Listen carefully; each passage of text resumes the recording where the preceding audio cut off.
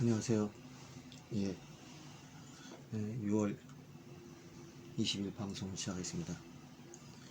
예, 오늘은 조금 무거운 주제랄까, 조금 서글픈 내용이 담긴 주제를 좀 담고자 합니다. 이야기하고자 합니다. 예, 사람이 태어날 때는 순서가 있고 그렇지만 죽을 때는 순서가 없다고 합니다. 그러니까 나이가 많은 사람이 먼저 죽을 가능성은 굉장히 크지만 꼭 그런 것은 아닙니다. 경우에 따라서는 결코 죽을 수 없는 나이에 사람들이 죽기도 합니다. 또 어떤 분들은 굉장히 오래 살기도 하고요. 예전에 우리나라에서 최장수로서 오래 사는 분이 120살이 있었는데, 그분 같은 경우에는 자녀들이 다 죽었어요. 그때가 1970년대이기 때문에 평균 수명이 우리가 60 정도인가 뭐 그 정도밖에 안 되는 때예요. 그러니까 120살이면은 자녀가 다 죽는다 해도 이상하지 않죠. 지금이라도 자녀가 살아있기가 쉽지 않을 겁니다. 자녀가 살아있다면 90에서 100살이 될 텐데, 그때까지 사는 것은 지금도 그렇게 쉽진 않은 일입니다. 그리고 이제 손자들은 당연히 이제 다 늙어서 그 손자들도 많이 죽었어요. 손자들이란 보통 7, 80대, 뭐 6, 70대가 될 텐데, 그때 같은 경우는 평균 수명이 짧았기 때문에 그 정도 사는 것도 그렇게 아주 쉬운 것은 아니었습니다. 그럼 이제 증손자쯤 되면 거의 살아있겠죠. 한 4, 50대 정도. 증손자가 있고, 그럼 4, 50대니까 당연히 고손자도 있겠죠. 또 빠르면은 대손자도 있을 겁니다. 그럼 몇 대냐? 아들, 손자, 증손자, 고손자, 대손자 거의 5대까지 보게 되는 거죠. 1970년대 120살이면은 태어난 것이 1850년대니까 이분이 태어났을 때는 철종왕 임금 때고, 그 다음에 고종황제, 철종황제가 아니라 정순 헌종왕 되고, 그 다음에 성순 헌철 철종, 그 다음에 고종 순종 이렇게까지. 그러니까 헌종, 철종, 고종, 순종 4명의 왕을 모신 게 된 거죠. 그리고 일제시대에 당연히 거쳤고, 그리고 6.25도 거치고, 그리고 5.16 쿠데타도 거치고, 뭐 그러면서 글자 그대로 한국 현대 근현대사의 살아있는 증인이었다 볼 수 있는 거죠. 미국의 그 더스틴 호프맨이라는 배우가 있는데, 그 배우도 120살 먹은 노인의 이야기를 담은 영화를 찍었어요. 그 주인공이 됐죠. 그 양반이 그 120살 먹은 노인이 어떤 시대를 겪냐면 남북전쟁을 겪습니다. 남북전쟁을 겪고, 그 당시 카스타 장군이라는 유명한 장군 밑에서 따라다니고 뭐 그런 식으로. 대단하죠. 남북전쟁이 언젠데 그 남북전쟁을 겪었다는 겁니다. 그러니까 이 양반은 이 영화의 배경 아마 1970년대가 80년대 그런데, 그러니까 남북전쟁 때 젊은이로서 참전을 했다는 거예요. 대단하죠. 그런 분도 있지만 120살이 아니라 20살도 못 살고 죽는 분들도 많다. 이제 오늘 왜 내가 얘기를 꺼내냐면 바로 그런 분이 있었다. 그래서 오늘 성경 말씀 뭐냐? 너는 내일 일을 자랑하지 말라. 하루 동안 무슨 일이 일어날지 네가 알 수 없느니라. 잠언 27장 1절 말씀입니다. 자, 내가 이거를 왜 얘기하게 되냐? 그러니까 아까 말씀드린 것처럼 20살도 못 살고 죽는 사람도 있다. 특히 옛날에는 영아 사망률이 높았기 때문에 20살이 아니라 10살도 못 넘기는 아이들이 굉장히 많았어요. 그래서 우리가 돌잔치를 한 것도 100일 잔치를 한 것도 다 이것이 이유가 있는 겁니다. 100일을 넘기면 일단 살 가능성이 굉장히 큽니다. 그 돌을 넘기면은 기본적으로 살았다고 볼 수 있는 거죠. 그래서 옛날에 시골에서는 돌이 될 때까지 출생신고를 안 하는 경우도 많았다. 왜냐하면 그냥 죽어버렸는데 출생신고하면 또 사망신고를 해야 되기 때문이죠. 그렇게 영아 사망률이 높았어요. 지금 현대인들이 평균 수명이 높은 것은 물론 오래 살기도 하지만은 영아 사망률이 엄청나게 줄었기 때문입니다. 그러니까 영아 때 죽으면 0살이죠. 0살이 1살이 죽으면은 평균 수명 확 깎아먹힙니다. 그지만 오래 산 사람은 또 오래 살았어요. 예, 그렇습니다. 자, 저는 그 20대 초반에 자매의 죽음을 뉴스로 보게 됐습니다. 뉴스로 보게 됐다는 것은 그 사람이 사회적으로 어느 정도 저명한 사람이라 생각할 수 있겠는데, 뭐 저명하다고까지 말할 수는 없어요. 저명하다고 말할 수는 없는데, 보도를 받을 만한 사람이긴 합니다. 무엇이냐, 이 사람이 농구 선수였어요.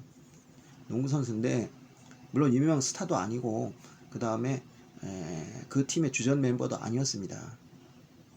예전에 우리가 1967년이죠. 그때 체코의 수도 프라하에서 세계 농구 여자 농구 선수권 대회가 열렸어요.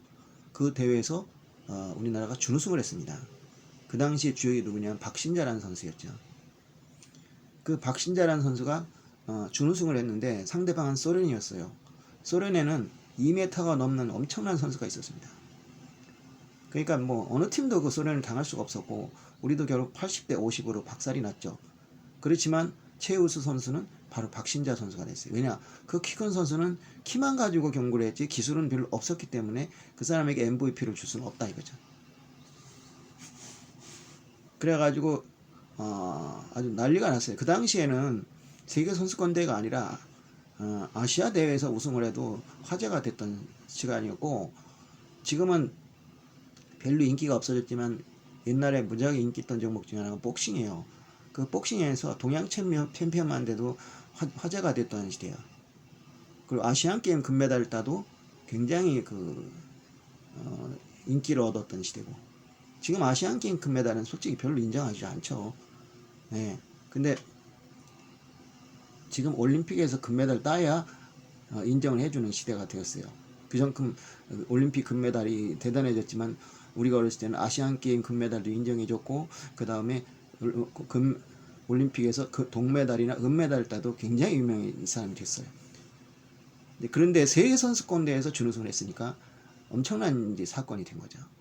그래서 그 다음부터 어떤 일이 벌어졌냐면, 여자 농구가 막 선풍적인 인기를 얻게 돼가지고 심지어 안표까지 돌게 됐습니다. 가히 짐작이 가실 거예요.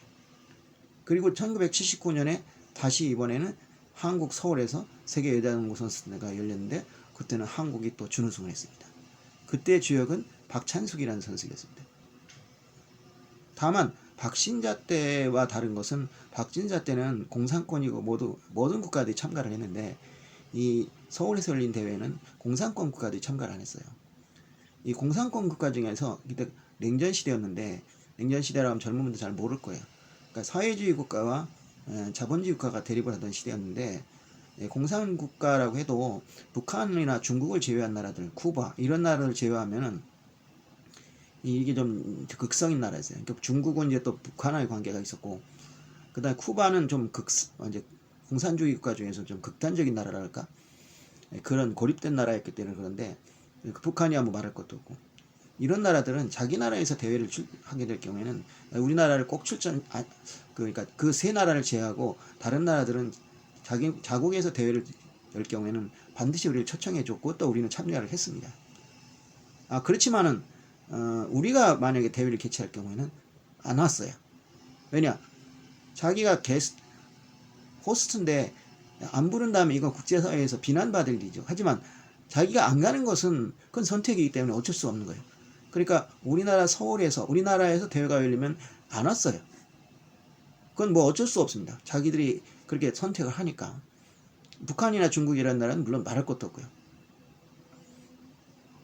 1979년에 평양에서 세계 탁구 선수권대회가 열렸습니다. 우리나라는 그 전 대회 1970년대 2년마다 한 번씩 열렸을 때, 그때 준우승을 했습니다. 그런데 우리를 초청을 안 했어요, 북한이. 참으로 어이가 없는 일이죠. 세계 2위를 한 팀을 안 초청을 한 겁니다. 그래서 난리가 났지만 그냥 그대로 넘어가 버렸어요. 예. 반대로 1986년 서울 아시안 게임과 그다음에 88년에 올림픽에서 우리는 북한을 초청했지만 북한 오지 않았습니다. 그런데 1988년에 올림픽을 할 때는 공산권 국가들이 다 왔어요. 중국만 빼고. 중국도 왔습니다. 그때 생각하니까. 그때는 이제 중국까지도 올 수 있는 수준이었어요. 세상이 바뀐 거죠. 네.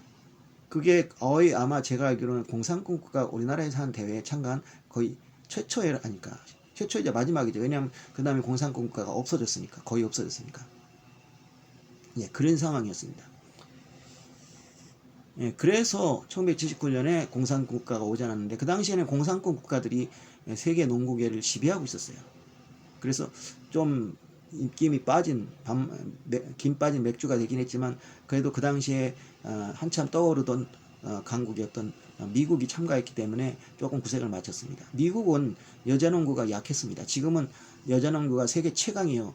올림픽에서 메달을 못 딴 적이 2008년인가 언제 딱 한 번 있고, 그 다음부터는 계속 금메달 땄어요. 근데 미국이 왜 여자 농구가 약했냐? 워낙 NBA가 뛰어나기 때문에 여자 농구에 관심이 없어요. 지금도 마찬가지입니다. WNBA라고 있지만은 미국의 여자 농구는 굉장히 인기가 없습니다. 그렇다고 미국의 여자 농구가 인기가 수준이 낮냐? 아니요. 뭐 차이가 엄청납니다. 거의 넘사벽 수준이에요. 하지만 아무리 여자 농구가 인기가 좋아도 남자 농구인 NBA에 비하면 진짜 초라하죠. 이 농구 같은 경우에 남녀 격차가 엄청나게 나는 경우거든요. 그러니까 남자 중학교팀이, 우리나라 같은 경우에도 남자 중학교팀이 여자 성인 대표팀하고 싸워도 맞짱을 뜰 수 있을 정도예요. 고등학교팀이 되면 별로 못 이깁니다. 여자 대표팀이라 해도 고등학교팀을 이기는 수가 거의 없어요. 그 정도로 차이가 납니다. 그랬더니 하물며 NBA가 된 말이에요. 그러니까 NBA 경기를 본 사람들이 여자 농구를 보면 시시해서 볼 수가 없습니다. 골프 같은 경우에도 지금은 좀 많이 낮았지만, 미국 프로 골프 대회 매주마다 이제 여기저기 돌면서 경기를 하는데, 그걸 PGA 투어라고 하죠. 이 사람들이 웃겨요. 미국에 사는 투어인데 PGA 투어라 합니다. 뭐냐, 프로 골프 대회다. 자기 나라만 있는 줄 아는 거예요. 그리고 여자 경기를 LPGA라고 하는데, 지금 많이 낮았지만 옛날에 어느 정도 수준의 차이가 나냐면, 미국 PGA 메이저 대회 우승 상금이 여자 대회 전체 대회 상금보다 더 많았어요. 그러니까 미국 여자 선수가 LPGA에 대해서 모든 대회를 석권해도 그 남자 메이저리그 대회의 우승 상금보다도 상금이 더 적었다 이 말입니다. 그 정도로 차이가 났어요. 근데 그게 왜 그러냐? 그만큼 흥행이 안 되기 때문에 그렇죠. 예. 그나마 이제 테니스 같은 경우에는 원래 인기가 더 남자가 많지만 대회를 같이 하는 경우가 많아요. 같이 하니까 상금 차별이 많이 없어졌습니다. 예. 그래서 PGA, LPGA 선수보다는 오히려 테니스 선수들이 훨씬 부자죠. 여자 같은 경우에는.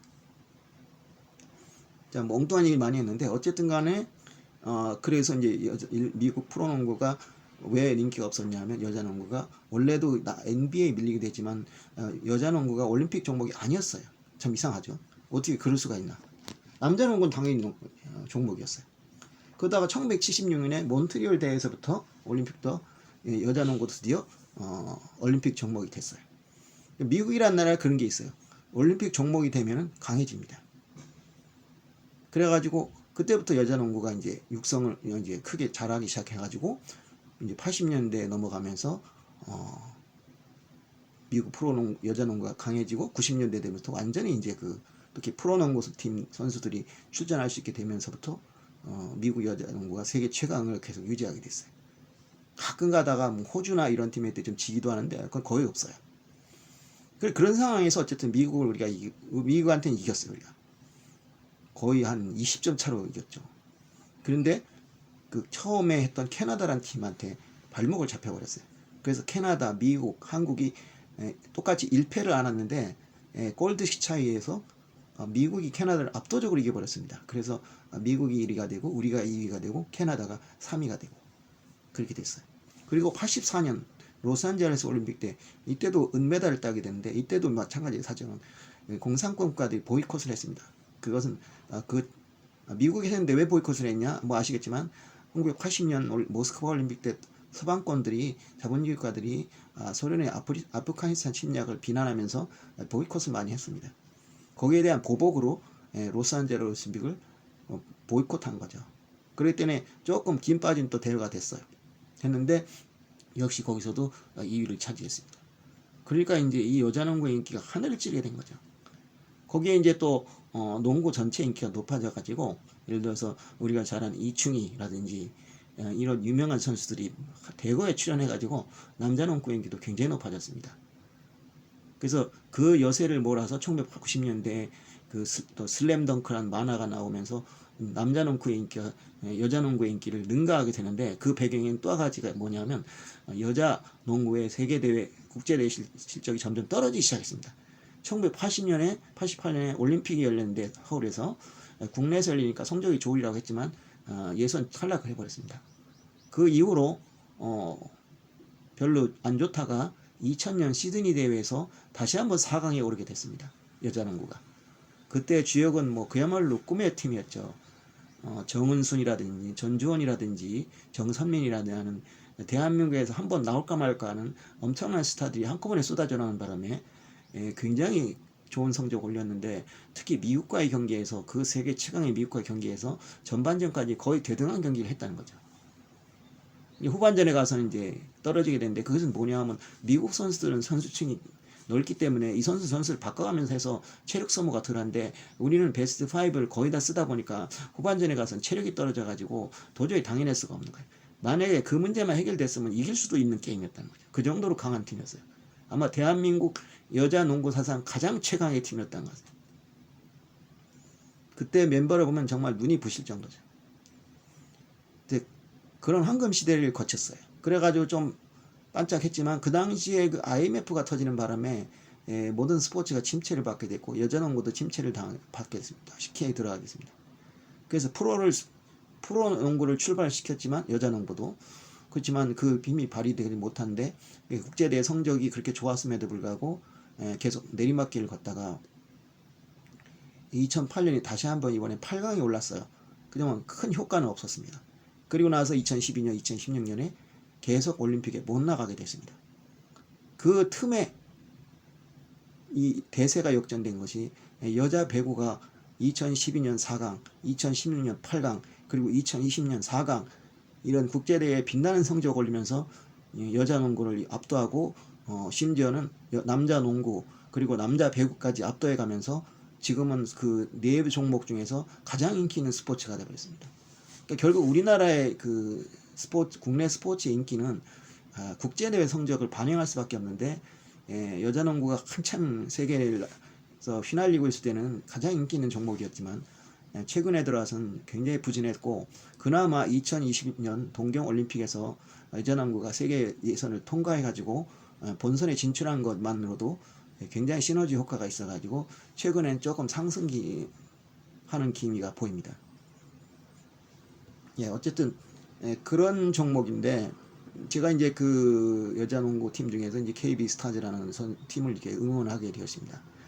거기 본거지가 청주인데, 저는 청주하고는 그렇게 뭐 큰 인연은 없습니다. 다만 최근에 거기서 직장을 다니며 살은 적이 있고, 뭐 옛날에 있던 직장의 근처에 집이 근처였기 때문에 거기를 자주 갔다든지 뭐 그 정도의 그 인연이 있지만 인연이 없어요. 근데 왜 거기를 응원하게 됐냐면,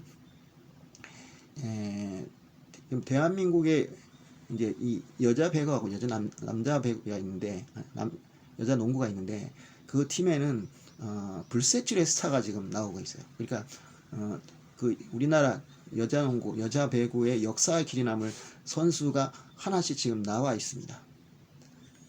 여자 배구 같은 경우에는 이제 김연경이라는 선수고요. 여자 농구 같은 경우에는 이제 박지수라는 선수입니다. 뭐 김연경 선수는 워낙에 유명해가지고 뭐 배구를 잘 모르는 사람도 알 정도로 좀 굉장히 인기 있는 사람인데, 세계에서 최고의 선수가 돼 있어요. 그래서 별명이 뭐냐면 메날도라고 합니다. 왜 메날도냐? 메시하고 호날두를 합친 선수다. 그도 그럴 것이, 그가 유럽 챔피언스컵 대회에서 MVP를 수상하고 그랬어요.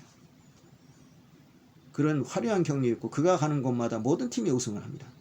그러니까 우승 메이커가 돼요. 왜냐? 그 선수가 있으면 그 팀은 완전히 바뀌는 거예요. 가장 극적인 게 2008년 9년을 알고 있어요. 9년에서 2009년에서 2011년까지 김연경 선수가 일본의 JT 마블러스라는 팀에서 뛰게 됐습니다.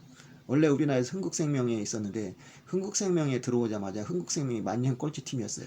그 팀이 4번 결승에 나가서 4번을 갖다 우승을 했습니다. 그러니까 만년 꼴찌팀이 1등을 해버린 거예요. 전부 전관왕을 휩쓴 거죠. 그리고 JT 마블러스에 갔는데 JT 마블러스도 만년 꼴찌팀이었어요. 그 팀이 첫 해에는 정규리그를 무패로 끝냈습니다. 무패 한 번도 치지 않았어요. 그런데 아깝게 챔피언 결정전에 가서 지고 말았어요.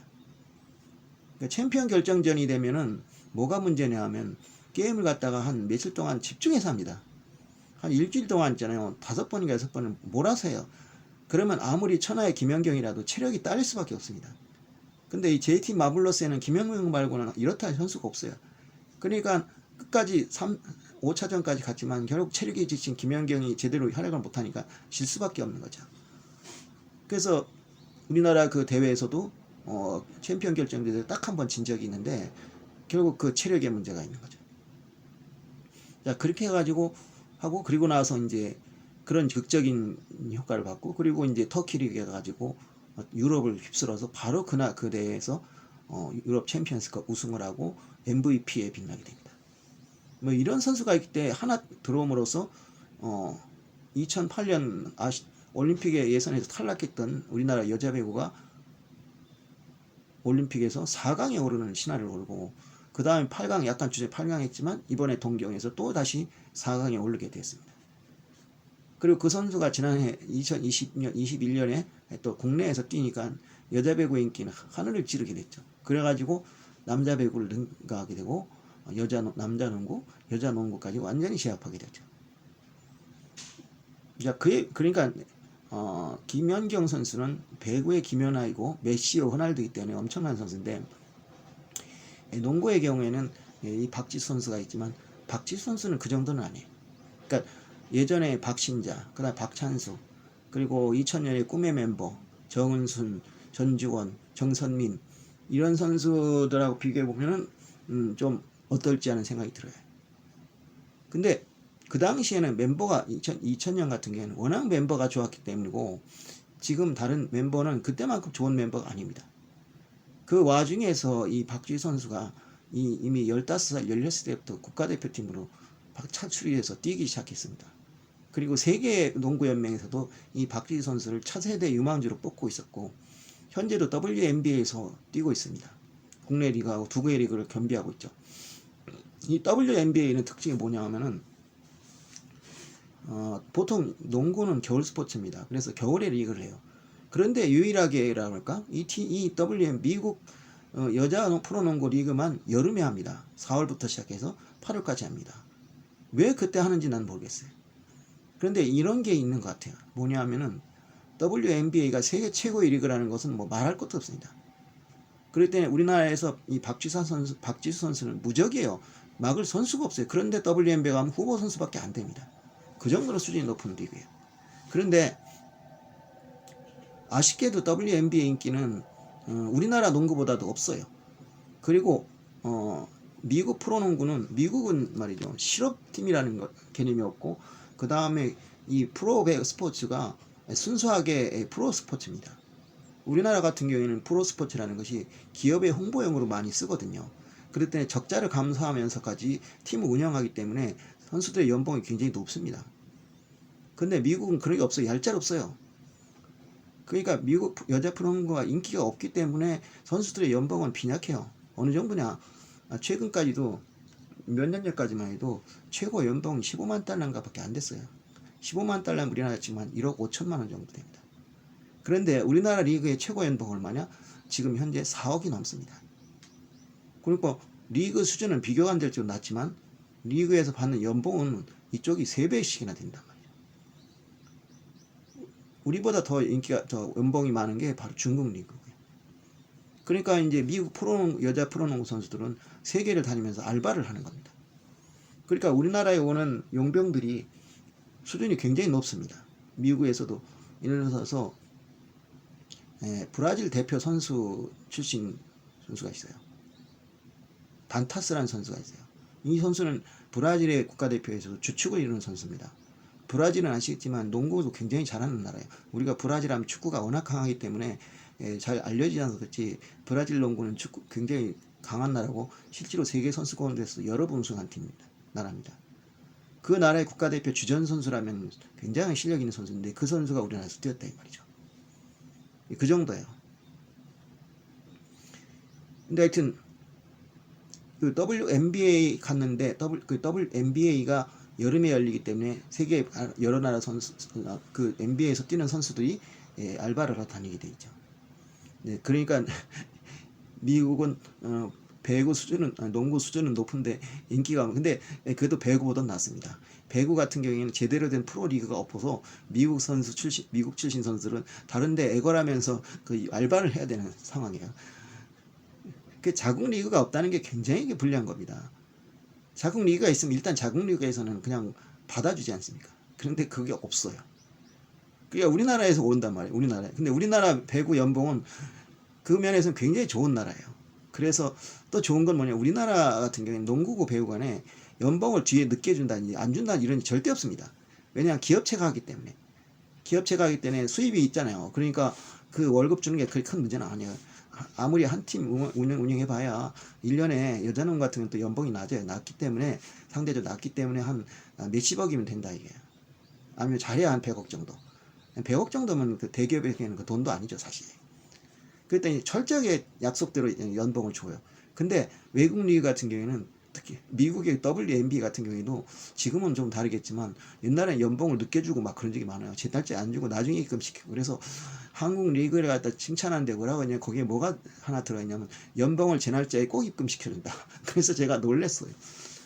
그 김연경 선수 같은 경우에도 터키 리그에서 뛰었는데 터키 리그는 현재 여자 배구에서 최고의 리그입니다. 그런데도 거기도 말이죠, 연봉을 제때 안 주고 늦게 주는 경우가 많아요. 그리고 심지어 말이죠, 1년이 있다가 지고 2년 있다 주는 경우도 있어요.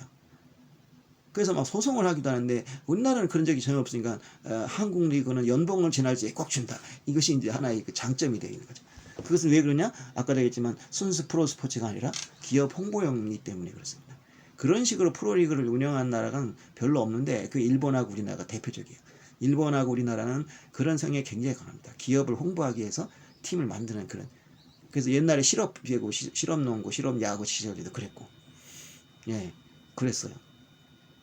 이제 그래서 이제 그 농구와 배구를 대표하는 박지수, 그 다음에 이 김연경 선수가 있는데 이 박지수 선수가 KB 스타즈에 입단을 했습니다. 그러니까 이 KB 스타즈가 어떤 팀이었냐면 프로배구, 프로농구 창설 20년이 됐었는데 그때 단 한 번도 통합 우승을 챔피언스 리그에 챔피언스 결정전에 우승한 적이 없는 팀이에요. 뭐냐? 정규리그는 우승을 했어요. 여러 번 우승을 했어요. 그런데 챔피언 결정전에서는 단 한 번도 이기지 못했습니다. 그건 왜 그러냐? 챔피언 결정전이라는 것은 단기간 아까 얘기한 대로 시합을 하기 때문에 그냥 평상적인 실력만 가지고 이길 수가 없어요. 집중력이 필요하고 또 그 스타 선수가 굉장히 중요한 역할을 하게 되어 있습니다. 그런데 그러면 KB 스타즈에서는 스타 선수가 없었냐? 아니요, 천만에요. 많았어요. 아까 얘기한 정선민, 그 다음에 또 제가 얘기했지만 변현아 선수는 어떤 선수냐? 변코비라고 합니다. 변코비라는 게 뭐냐? 미국의 NBA의 유명 스타. 예전에 지금 비행기 사고 죽었죠. 코비 브라이언트 이름을 빌려서 변코비라고 이름을 지었어요. 그 정도로 대단한 선수였어요. 그런데도 결승전에서 단 한 번도 우승을 못했어요. 그런데 박지수 선수가 들어오면서 어떤 일이 벌어졌냐? 지금 벌써 2번을 우승했습니다.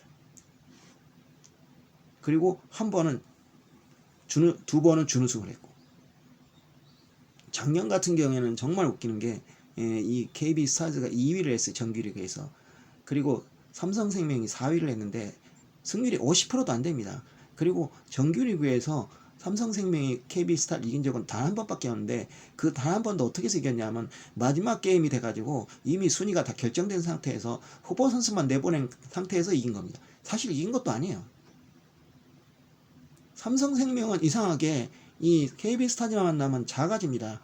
그래갖고 역전패를 엄청나게 많이 당했습니다. 심지어 말이죠, 어떤 경우에는 18점 차로 18점 차로 이기고 있었어요. 그게 뒤집어져 가지고 진 경우도 있고요. 그리고 1분 전까지도 다 17점 차인가로 이기고 있다가도 지고, 심지어 말이죠, 버전비터 다 이겼다가 마지막 0.6초 남기고 슛을 쏜 게 들어가 가지고 역전패 당하고, 그런 아주 좀 기가 막힌 팀이요. 그러니까 이제 또 삼성생명이 유달리게 접전에 약하다. 그러니까 5점 이하의 승부에서는 거의 전패를 하는 팀입니다. 이상한 팀이죠. 그러니까 KB 스타즈한테는 완전히 밥이에요, 밥. 그러니까 그렇게 그러니까 그 팀하고 이제 그 팀이 이제 4위로 견신이 이제 그 플레이오프로 올라갔는데 플레이오프에서 만난 팀이 1위가 우리은행이니까 우리은행하고 붙었어요. 우리은행이 우승팀이고 이 통합 우승 6번이나 한 팀이 6연패를 하고 전부적에서 11번 우승해서 모든 팀 중에서 가장 많은 우승한 팀입니다. 그리고 그 당시에도 1위를 했고 이건 뭐 누가 봐도 게임이 안 돼요. 그런데 그 팀이 졌어요. 그래서 이제 제가 생각했죠. 야, 이제 이번에 우승은 KB 스타즈구나. 정규리그에서 단 한 번도 제대로 이기지 못한 팀이 올라왔으니 이거는 완전 밥이다. 그랬는데 이게 놀라운 일이 벌어진 겁니다. 이겼어요. 그래가지고 난리가 났죠. 아니 세상에 반타작도 못한 팀이 갱신이 올라가가지고 1위 팀을 이긴 것만 해도 파란인데 거기다 정규리그에서 제대로 싸워서 단 한 번도 못 이긴 팀을 갖다가 어떻게 이기느냐 이거요. 그것도 한판 승이라면 또 얘기하는데 5번 싸워서 3번 이기면 이기는데 거기서 이겼다는 거예요. 참 놀라운 일이 벌어져. 그 참 운명이라는 것 같아요. 제가 스포츠를 참 좋아해서 몇십 년 동안 스포츠를 보지만 스포츠라는 게 참 그 운명적인 게 굉장히 많은 것 같아요. 뭔가 이렇게 뭔가 있는 것 같아요. 이번에도 어떤 일이 벌어졌냐면 그때도 2차전이 있는데 2차전 1, 2차전을 원래는 보통 이 게임을 할 때 1, 2차전은 먼저 순위가 높은 팀에서 홈에서 해야 되는데 이게 이상한 규정이 생겨가지고 이제 어웨이에서 한 거예요. 그러니까 이제 삼성생명 홈코트에서 한 거죠. 거기서 연장전을 들어갔어요. 연장전을 들어갔는데 이 삼성생명이 연장전에서 이긴 적이 없어요, 한 번도. 근데 연장전을 들어갔는데 6초인가를 남겨놓고 KB스타즈가 1점을 이기고 있었어요. 그리고 남은 시간은 이 6초인데 공격권이 딱 3초가 남았습니다. 그러니까 3초 안에 공격을 끝내야지 돼요. 근데 그럼 이런 방법이 있거든요. 3초 동안 공을 돌리다가 공을 높이 던져버리는 겁니다. 슛을 하는 셈 치고. 그러면 공이 올라갔다 내려가면 한 1, 2초는 걸려요. 그 공 잡는 순간에 이미 시간이 1초밖에 안 남아요. 그럼 끝나는 겁니다, 게임. 근데 6초를 남겨놓고 이 KB스타즈의 선수가 심성영이라는 선수예요. 엄청나게 잘하는 선수죠. 165짜리인데 당당하게 레귤러를 차고 있어요. 그래서 슈퍼 땅콩이라고 불립니다. 이 선수가 워킹 바이올레이션을 한 거예요. 워킹 바이올레이션은 뭐냐? 3발 이상 걸으면 안 되는데 4발을 걸으면 이제 반칙이 됩니다. 그래가지고 그 공격권을 뺏겨버렸어요. 그리고 나서 이 삼성생명이 역전을 시켜버리고 0.6초를 남겨놓고 역전 슛을 넣었어요. 그리고 이겼어요. 이게 왜 중요하냐? 거기서 만약에 그대로 끝나서 1승 2패가 돼 홈으로 돌아갔으면 홈에서 그 다음에 2번 연속 이기거든요. 그럼 홈에서 끝났어요. 3승 1패로 KB스타즈가 우승을 하는 겁니다. 그런데 세상에 그 놀라운 일이 벌어져가지고 그 심성현 선수 얼마나 드리블 능력이 뛰어나. 키가 작은 가드 선수들은 다른 건 못해도 드리블 능력은 최고예요. 왜냐? 몸이 빠르니까, 작으니까. 드리블이라는 건 땅을 향해서 하기 때문에 키 큰 선수보다 키 작은 선수가 훨씬 유리합니다. 거기다 그 정도의 신장 선수가 살아남으려면 드리블 능력이 없으면 절대 살아남을 수가 없습니다. 그래가지고 드리블을 해가지고 상대방을 파고 들어가서 찬스가 났을 때 센터나 포드에게 공을 던져가지고 어시스트를 하고, 이게 키 작은 선수의 생존 방식이기 때문에 이 선수가 드리블 능력이 대단히 좋은 선수예요. 그런데 어떻게 거기서 워킹 바이올레이션을 하냐. 워킹 바이올레이션이라는 거는 원래 농구 게임에서 잘 나오지 않는 반칙이에요. 그 사람들 밥 먹고 하는 게 그건데 그걸 어떻게 반칙을 합니까? 근데 그 순간에 그 워킹 바이올레이션이 나버린 거예요. 그래서 나는 생각하기에 이건 진짜 운명이었구나.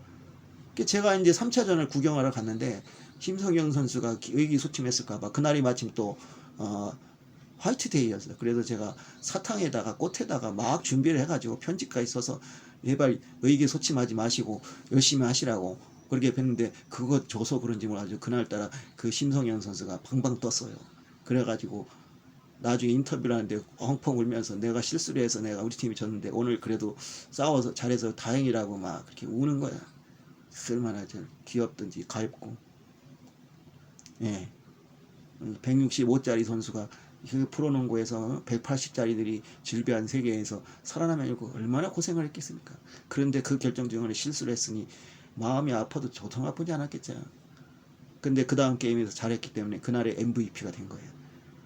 인생이라는 게 그런 역전입니다. 저는 그런 스포츠가 각본 없는 드라마이기 때문에 너무너무 좋습니다. 네.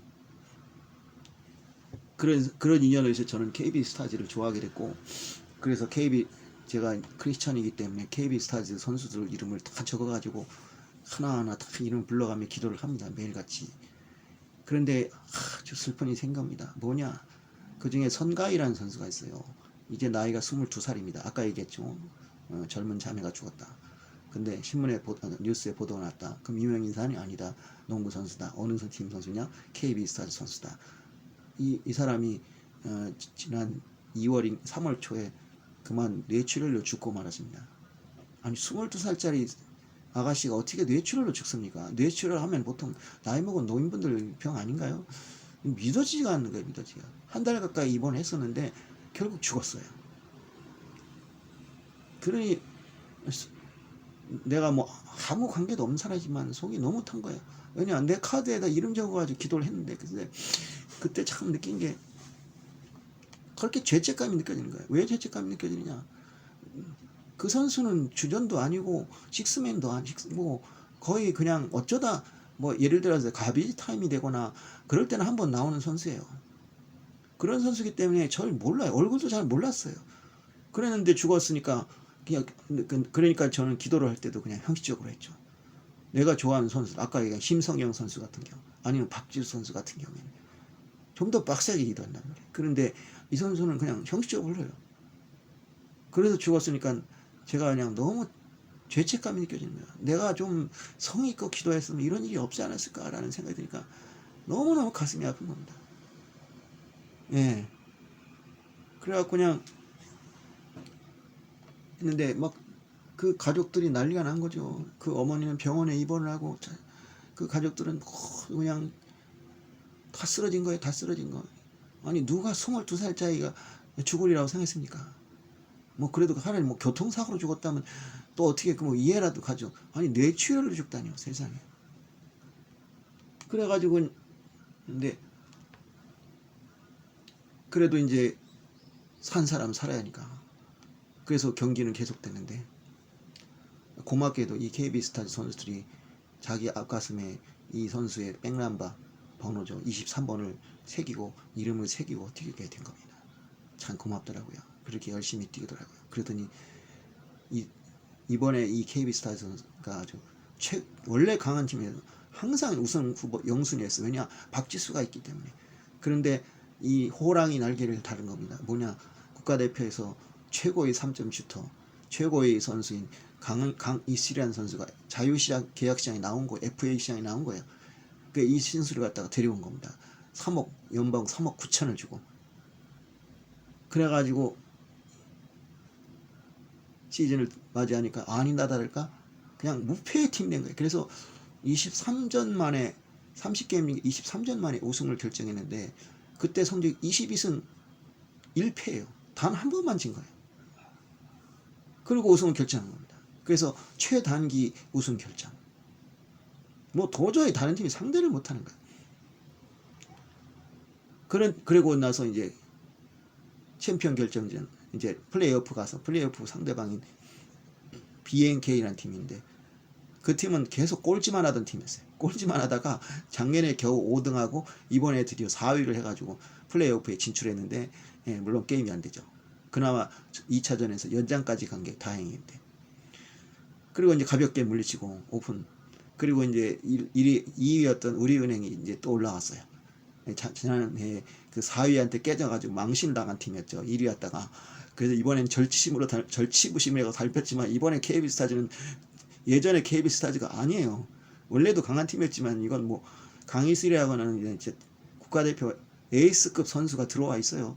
이 선수가 어느 정도 대단하냐면 그 도쿄올림픽 예선에서 영국하고 우리가 붙었는데 그 게임에서 무려 32점을 득점했습니다. 그 3점 슛을 8개인가를 넣었어요. 그래가지고 WNBA도 이 선수도 스카웃을 당하게 된 겁니다. 그랬는데 코로나가 생기는 바람에 못 가게 됐죠. 그래서 안 가게 돼가지고 이제 올해 갔는데 올해 갔다가 이제 오디션에서 떨어졌어요. 그래가지고 다시 돌아왔는데 어쨌든 간에 그래가지고 우승을 했습니다. 그 이제 선수들이 다 기뻐했죠. 근데 거기서 참 놀라운 일이 있었습니다. 뭐냐, 그 자리에 선가희 선수의 아버지가 오셨어요. 그러니까 선수들이 그 선가희 선수 아버지를 코트로 내려오게 해가지고 행가를 쳐줬습니다. 얼마나 기뻤겠습니까? 비록 자기 딸이 죽었지만 선수들이 이렇게 자기 딸을 유니폼에다가 이름을 새기고 그리고 자기를 헌가리 쳐주면서 위로해 주는데 아마 눈물 났더라 고마울 것 같습니다. 저도 참 그걸 보면서 감동을 했어요. 저도 그 경기를 봤어요. 그랬는데 참 뭐랄까, 그래도 내 마음의 아픔은 그대로 남는 거예요. 왜냐, 우리는 생명을 구해야 합니다. 죽으면 천국에 가야지, 지옥에 가지 하면 안 되지 않습니까? 그런데 죽었어요. 죽었는데 이 선수가 믿음을 가지고 있는지 아닌지 알 수가 없습니다. 그런 상태에서 죽었으니 제가 마음이 편할 수가 있겠습니까? 우승이 아니라 우승보다 더한 걸 했어도. 그래서 그랬는데 기도는 안 할 수 없어요. 근데 그 카드에다가 제가 기도 카드를 적어서 이름을 부르는데 그 카드에는 선가희 선수만 있는 게 아니라 KB스타즈 선수단 전원의 이름이 있어요. 그러니까 그 카드를 보면서 기도를 하는데 죽은 사람 위에 기도할 수 없으니 이름을 찍찍 그었습니다. 거스도 이름은 보이죠. 그러면 그 페이지를 볼 때마다 속이 뒤집어지는 거예요. 내가 더 기도했으면 얼마나 좋았을까. 내가 더 기도했으면 이 사람이 안 죽을 수 있었을 텐데. 그런 생각하니까 그냥 속이 찢어지는 같이 아픈 거예요. 그래가지고 그 페이지를 기도할 때마다 KB스타즈 선수단 기도할 때마다 그냥 눈물이 나고 아픈 거예요. 그런데 어느 날 갑자기 이런 감동이 온 겁니다. 선가의 가족을 위해서 기도하라 하는 주님의 말씀이 들리는 것 같았어요. 그래서 그 얘기를 들으니까 갑자기 기분이 좋아졌어요. 그래서 그날부터 선가의 가족을 기도했습니다. 선가의 가족이 믿기 바랍니다. 자매의 죽음이, 사이자매의 죽음이 헛되지 않도록 이 죽음을, 슬픔을 가지고 이들이 예수 그리스도를 믿기를 바랍니다. 그렇게 기도하게 됐습니다. 그러니까 마음이 많이 편해진 거죠.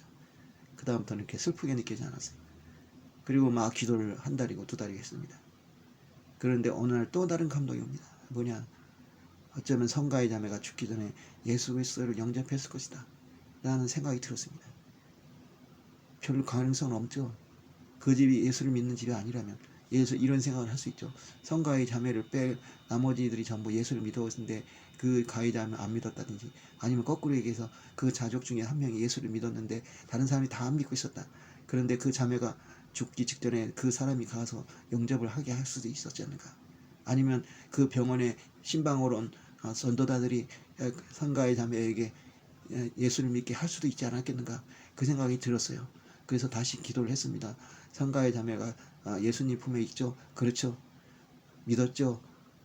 거의 땡깡에 가깝게 기도를 하기 시작했습니다.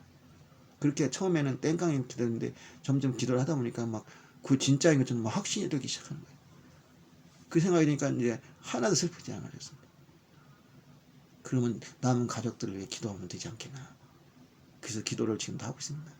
성가의 자매 가족들이 예수 믿고 거듭나기 바랍니다. 그렇게 되면 이 자매의 죽음이 헛되지 않을 겁니다. 그리고 이 자매는 하늘에서 지금 주님의 품에서 행복하게 살고 있을 겁니다.